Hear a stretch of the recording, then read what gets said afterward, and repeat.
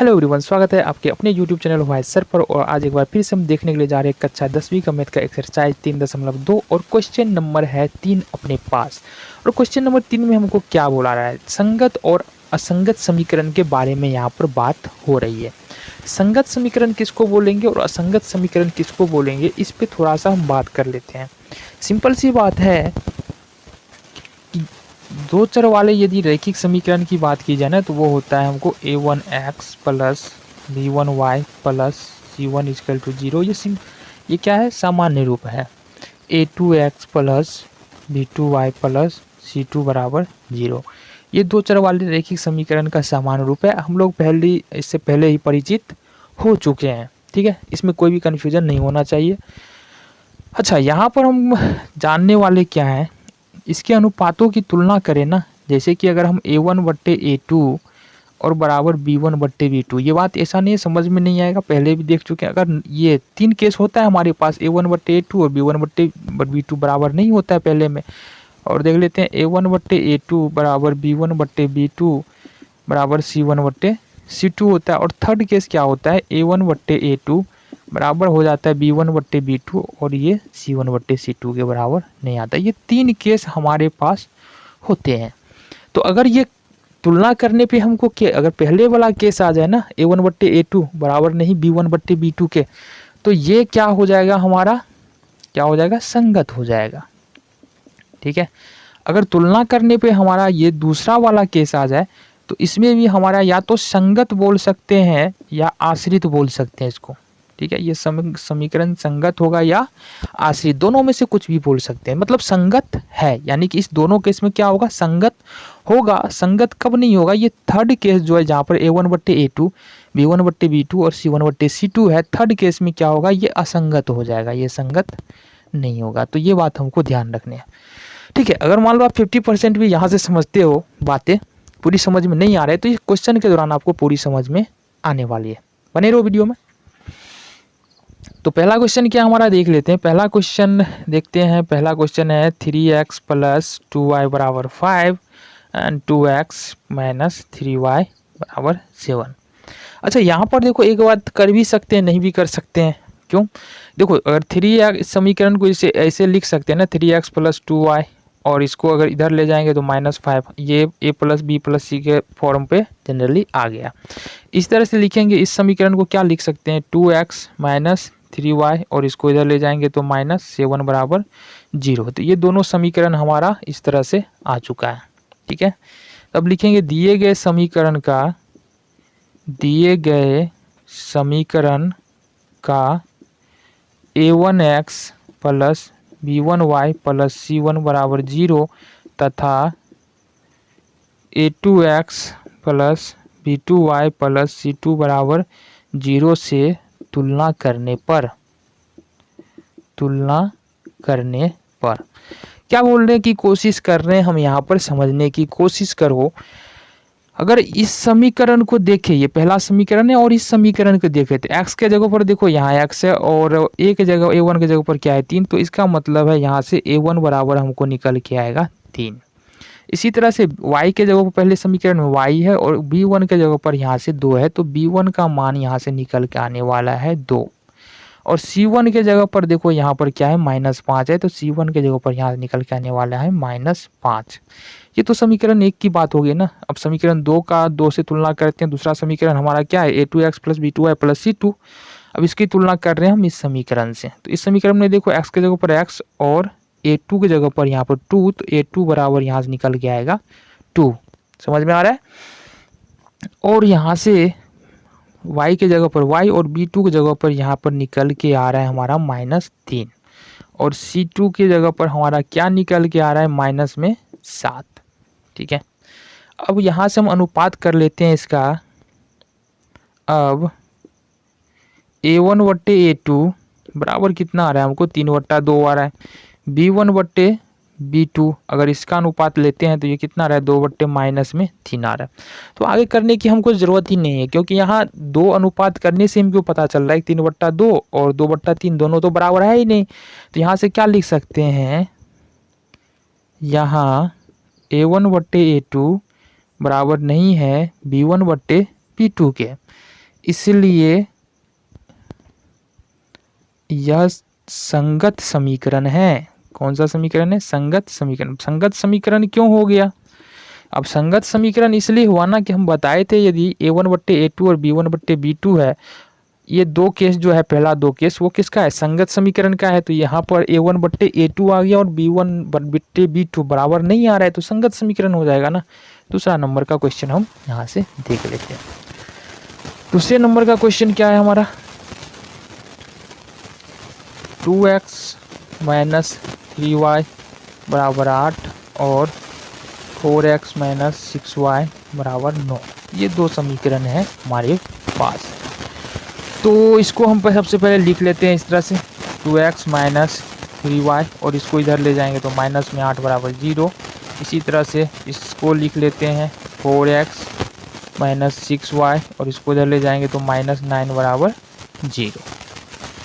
ये अपना समीकरण 1 हो गया, समीकरण 2 हो गया। अब फिर से हमको क्या करना है, ये वाला लाइन जो है ना, कहाँ गया, ये वाला लाइन। दिए गए समीकरण का a1x b1y और c1 से तुलना करने पर तो यहाँ पर हमारा क्या हो जाएगा, यहाँ से तुलना करेंगे तो क्या निकल के आने वाला है? a1 का मान हमको पता होना चाहिए, 2 निकल के आएगा। b1 का मान यहाँ से -3 निकल के आएगा और c1 का मान यहाँ से -8 निकल के आने वाला है।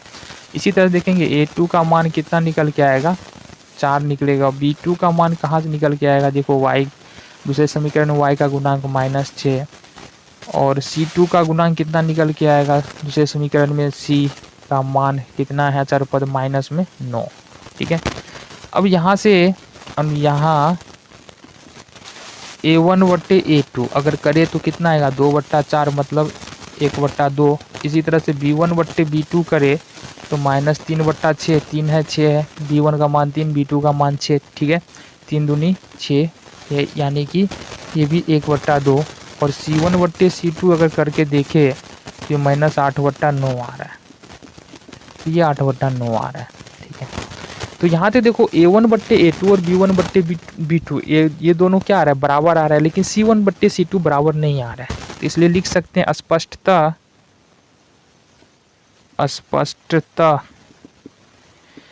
a1/a2 बराबर b1/b2 बराबर नहीं है c1/c2। और जब ये कंडीशन आ गया तो क्या लिख सकते हैं, इसलिए समीकरण का हल कैसा होगा, असंगत होगा, इसलिए समीकरण असंगत होगा, समीकरण असंगत होगा। तो ये दो क्वेश्चन हम देख चुके हैं। अब देखेंगे थर्ड, नोट कर लो इसको। तो देखो थर्ड नंबर का क्वेश्चन क्या है, 3/2x प्लस 5/3y और 7 को हम इधर ले गए तो यहाँ से -7 हो जाएगा बराबर 0। दूसरे समीकरण में देखेंगे 9x माइनस 10y और 14 को इधर ले जाएंगे तो ये -14 बराबर 0 हो जाएगा।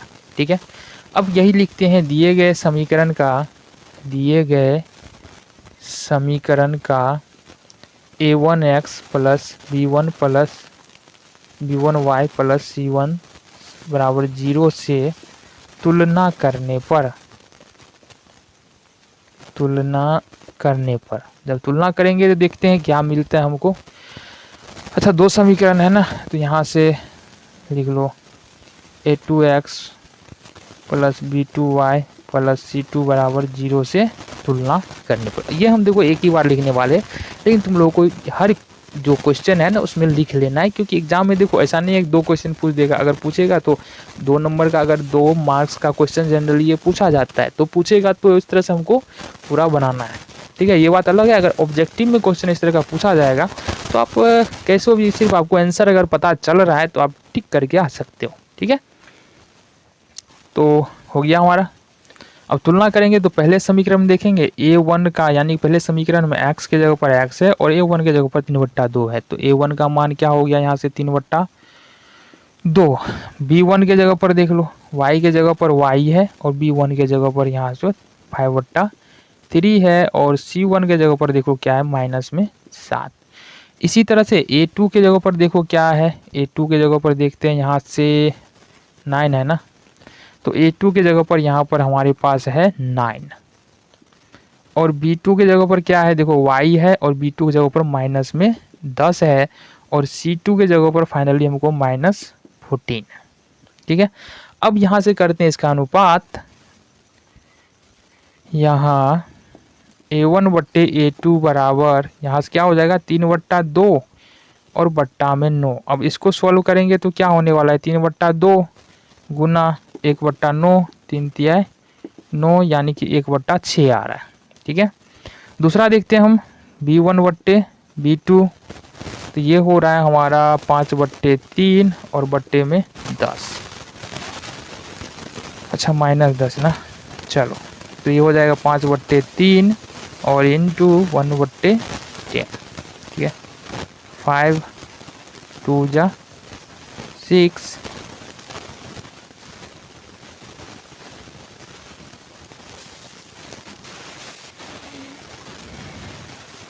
ये आ रहा है अपना 1/6।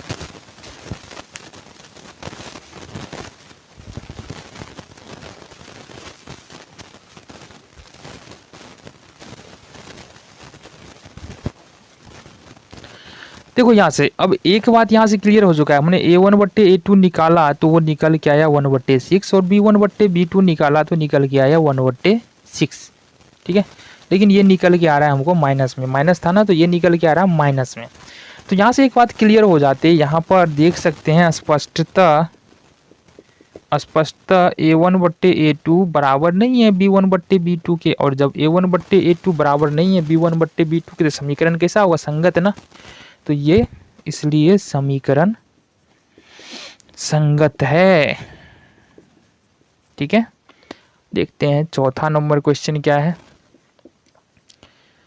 देखो चौथा नंबर क्वेश्चन है हमारे पास 5x - 3y। देखो ये क्वेश्चन है 5x - 3y और 11 को ले जाओ दूसरे इस तरफ ले जाओ तो ये माइनस में 11 बराबर 0। इसी तरह से -10x + 6y और इसको दूसरी तरफ ले जाओ तो ये प्लस में 22 बराबर 0 हो जाएगा। ठीक है, तो अभी यहाँ से हमको क्या करना है, अब ये पहला काम जो करना है ना, ये वाला पूरा यहाँ से यहाँ तक तो लिखना पड़ेगा। तुलना करने पे देख लो यहाँ से, अब यही लिख रहे हैं A1x + B1y + C1 बराबर 0 और A2x + B2y + C2 बराबर 0। हमने यहाँ से लिख लिया है ताकि तुलना करने में समझने में आसानी हो। तो x के जगह पर x है, A1 के जगह पर 5 है, तो A1 का मान यहाँ से कितना हो जाएगा 5। y के जगह पर y है, B1 के जगह पर -3 है तो B1 का मान यहाँ से -3 और C1 का मान देखो यहाँ से -11 है। इसी तरह से x के जगह पर x है और A2 के जगह पर कितना है -10 है तो A2 बराबर -10। y के जगह पर y है और B2 की जगह पर क्या है देख लो यहाँ से 6 है, 2 बराबर 6 और C2 का मान तो यहाँ पर 22 है। ठीक है, अब इसका अनुपात करके देखते हैं क्या आता है। इसका अनुपात कर लेते हैं। अब यहाँ A1/A2 बराबर 5/-10 यानी कि -1/2।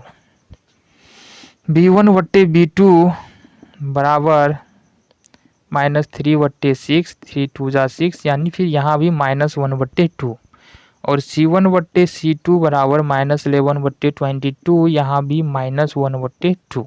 ठीक है, यहाँ A1/A2 बराबर B1/B2 बराबर C1/C2 है। क्यों है, क्योंकि देखो A1/A2 भी निकाला हमने तो 1/2 आ रहा है माइनस में, B1/B2 निकाला वो भी -1/2 आ रहा है और C1/C2 निकाला वो भी -1/2 आ रहा है। जब ऐसा आ जाए ना ये कंडीशन तो यहाँ पर क्या हो जाता है, संगत या आश्रित होता है, इसलिए समीकरण क्या है, संगत है। क्लियर है, चलो नोट कर लो। तो लास्ट क्वेश्चन है, इसमें लास्ट पार्ट है इस क्वेश्चन का, यानी क्वेश्चन नंबर 3 का लास्ट पार्ट हम बोल सकते हैं और ये है हमारे पास पहला समीकरण है 3x + 2y बराबर 8। तो इसको हम इस तरीके से लिख सकते हैं 4/3x + 2y और 8 को लेके आएंगे दूसरी तरफ तो -8 बराबर 0। ये समीकरण 1 ले लेंगे। चलो भाई इसको लिख सकते हैं 2x + 3y और इसको ले जाएंगे दूसरी तरफ, ये हो जाएगा -12 बराबर 0। समीकरण ये 2 हो जाएगा। ठीक है, अब वही करेंगे, दिए गए समीकरण का लिख लेना है भाई। अब तो याद हो गया होगा, दिए गए समीकरण को a1x plus b1y plus c1 बराबर 0 तथा a2x plus b2y plus c2 बराबर 0 से तुलना करने पर। कर लो तुलना। देखो पहले समीकरण का इससे तुलना करेंगे तो x के जगह पर x है और a1 के जगह पर क्या है 4/3, तो a1 का मान हो गया 4/3। y के जगह पर y है और b1 के जगह पर है 2, तो b1 का मान हो गया यहाँ से 2 और c1 के जगह पर तो फाइनली -8 है। इसी तरह से देखेंगे a2 के जगह पर क्या आ रहा है समीकरण 2 के साथ, देखो x के जगह पर x है और a2 की जगह पर है 2। इसी तरह से b2 का देख लेंगे, y के जगह पर y है और b2 के जगह पर है यहाँ पर 3 है ना 3। और c2 के जगह पर देख लो, c2 की जगह पर क्या आ रहा है -12, देख लो हो गया। अब अनुपात करते हैं। अनुपात लेने पर ये भी लिख सकते हैं, लिखने के लिए कोई दिक्कत नहीं है। तो यहाँ से अनुपात जब लेंगे ना तो ये हमको क्या निकल के आ रहा है 4/3 और बट्टे में इसको कर लेंगे, यानी कि ये तो लिखना पड़ेगा ना a1/a2, ये लिख लेते हैं 4/3 हो जाएगा और बट्टे में 2 आ जाएगा, ये हो जाएगा 4/3 इंटू 1/2, 2 दूनी 4, मतलब ये हो जाएगा 2/3। ये हो गया। अब देख लेते हैं इधर, देख लो क्या दिक्कत है, क्यों नीचे जाए। अब b1/b2 का देख लेते हैं क्या सीन है। b1 का मान कितना है 2 और b2 का मान क्या है 3, यानी कि a1/a2 हमारा निकला था 2/3 और b1/b2 भी हमारा निकल के आ रहा है 2/3। और फाइनली c1/c2 बराबर देख लेते हैं -8/-12 भी कट जाएगा, 2 चौके 8, 3 चौके 12, 2/3, यानी कि a1/a2, b1/b2 और c1/c2 सब क्या आ रहे हैं समान आ रहे हैं ना। लिख सकते हैं यहाँ a1/a2 बराबर b1/b2 बराबर है c1/c2, ठीक है। इसलिए समीकरण क्या होगा जरा बताना, समीकरण क्या होगा। देखो असंगत या से मतलब समीकरण संगत है, ठीक है। तो इस तरह से हमारा ये एक्सरसाइज 3.2 का क्वेश्चन नंबर 3 कंप्लीट होता है, ठीक है। कोशिश रहती है हमारी कि आपके सारे कन्फ्यूजन दूर किया जाए। फिर भी यदि कोई कन्फ्यूजन रहता है तो कमेंट बॉक्स में कमेंट कर सकते हैं। चैनल को सब्सक्राइब कीजिए। मिलते हैं आपसे अगले वीडियो।